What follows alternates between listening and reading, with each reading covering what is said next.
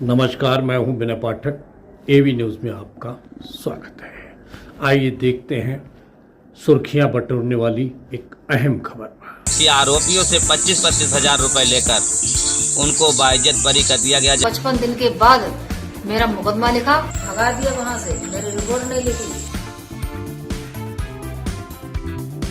इस दीवार पर लिखी पंक्ति उस कानून व्यवस्था पर सवाल खड़ा करती है जिसे सूबे में सबसे अधिक कानून सुरक्षा देने का वायदा किया जाता है। लेकिन जिस गांव के घर के बाहर ये पंक्तियां लिखी गई हैं, वह पूरा परिवार दहशत और खौफ के साए में है और ये पंक्तियां लिखने पर मजबूर था। ये परिवार जिंदगी की चाह रखता है, इसीलिए वह पलायन कर अपने परिवार को सुरक्षित रखना चाहता है।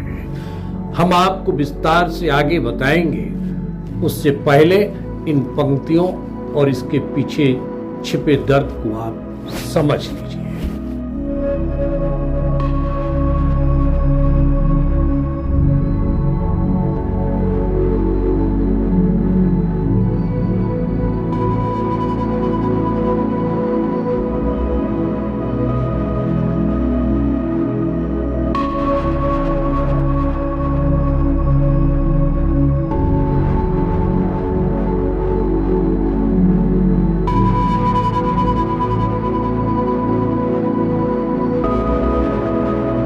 बहुत बड़ी मजबूरी है कि हमारा एक 10 अप्रैल को बछड़ा काटा था। 4 आरोपियों रसिया खानपुर के ही हैं। अच्छा। तो मैंने बीसलपुर कोतवाली में शिकायत की थी। सुनवाई मेरी कुछ नहीं हुई। फिर मैं पीलीभीत पहुंची एसपी साहब के पास। मैंने वहां भी एप्लीकेशन दिया था, शिकायत करी, लेकिन आज तक कुछ नहीं हुआ। और इसके बाद फिर मैं बरेली डीआईजी आईजी के पास में एप्लीकेशन दे के आई थी।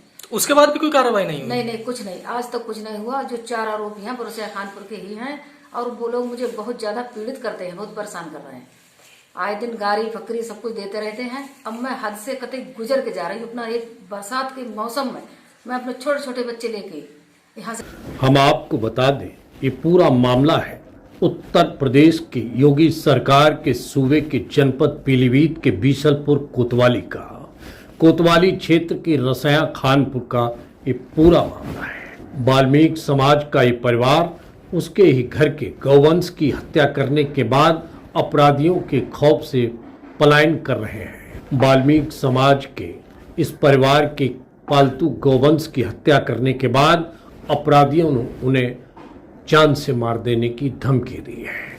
आए दिन उन पर तरह तरह से दबाव बना रहे हैं, जिसके खौफ से परिवार पलायन करने के लिए मजबूर है। मजेदार बात यह है कि शासन और पुलिस प्रशासन ने अभी तक इस घटना का कोई गंभीरता से संज्ञान नहीं लिया है।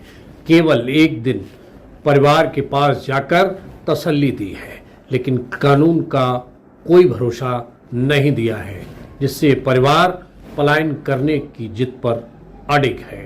रईस खां हैं, मुन्ने हैं, आबिद खां हैं, तो दूसरे क्या नाम है?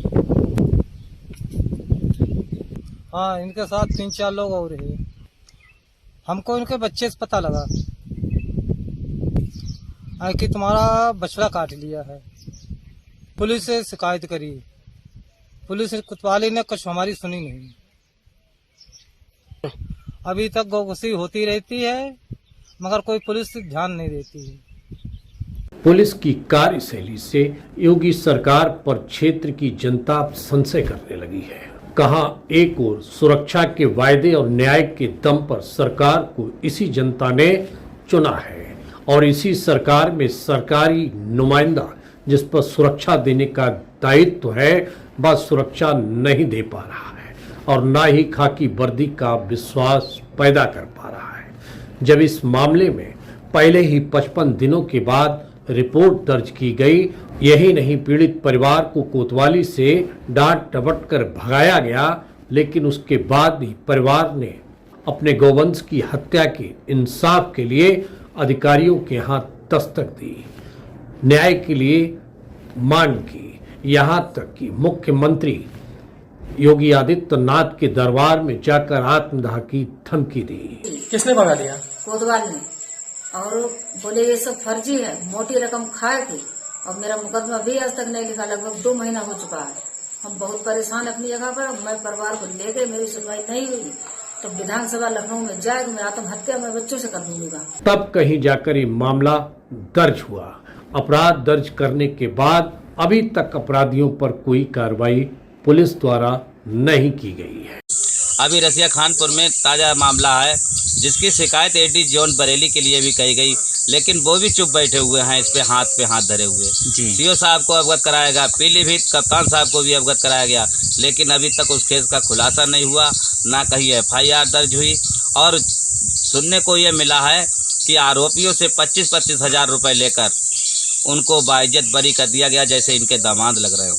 अच्छा, तो ऐसे पुलिस वालों को सरकार को क्या चाहिए जो इस तरीके से कार्यशैली अपना रहे हैं? अब इसके बारे में सरकार जाने कि किस तरीका से पब्लिक के साथ व्यवहार करेंगे और किस तरीका से नहीं करेंगे। पुलिस को इतना बेलगाम क्यों कर दिया गया, आखिर ऐसा क्यों हो रहा है? अब मुझे भी इस तरीका से दुख हो रहा है। लोग परेशान हैं और एक परिवार पलायन को मजबूर है। यदि समय रहते आला अधिकारियों और सत्ता में बैठे नेताओं ने इस ओर ध्यान नहीं दिया तो लोगों का विश्वास पुलिस और सरकार से भी उठने लगेगा।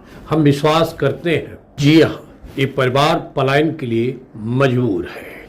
भाभी इसलिए क्योंकि जिस गांव में परिवार रहता है उस गांव के मुस्लिम समुदाय के लोगों ने उसके गौवंश को चुराकर उसका वध कर दिया।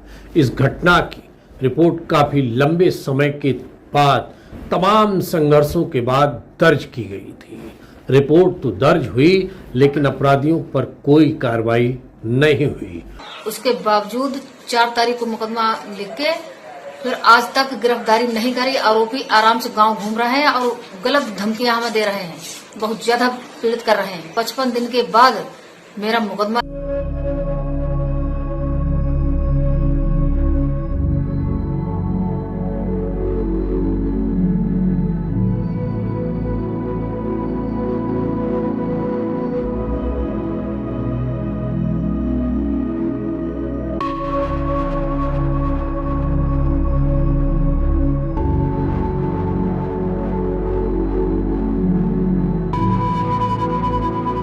फलस्वरूप इन अपराधियों का हौसला बुलंद हुआ और बुलंद हौसले के साथ इस परिवार को आए दिन धमकाने, जान से मार देने की धमकी देने लगे, जिसके भय और डर से परिवार घर छोड़कर पलायन करने का मन पूरी तरह से बना चुका है।